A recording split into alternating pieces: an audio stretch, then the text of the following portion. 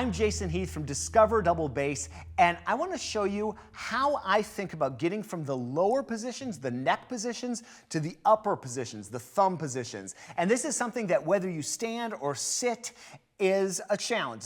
It's a challenge for every bass player. I have to think about it every day as I do it. And the important thing for me is to get into the new position with my body before I get there with my hand. I'll show you what I mean. Let's say I am on a D right here at the neck block on first finger.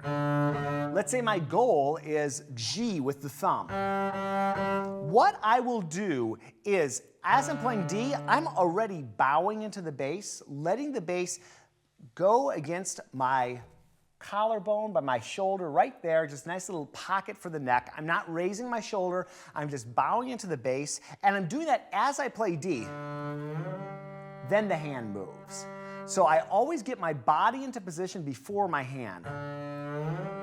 And I reverse the process when I'm going down. So I'm on G, I actually start to stand up with the bass before I go here.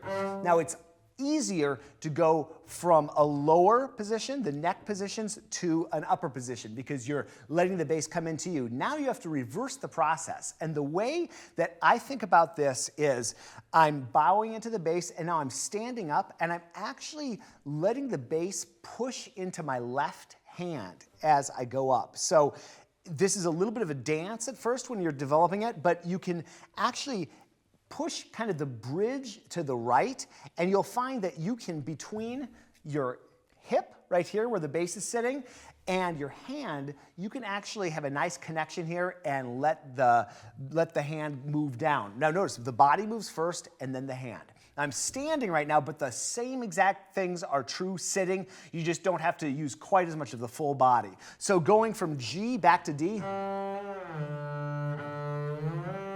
And one last thing, when I'm shifting anywhere on the bass, but particularly from the low positions into the upper positions, the thumb positions, I'm always making sure I maintain contact with the string. So if I'm on 1 here on D, I pass it off. It's like a relay race. So I'm on 1, then I pass it to thumb, and thumb goes here. I go back, I pass it off to 1. So I'm passing before I start moving. And this speed is great for developing shifting technique between those positions. You can then expand it to other positions and other notes, and you want to work that into your daily practice. And I have a course with Discover Double Bass on this topic and many other topics. The full details are listed below.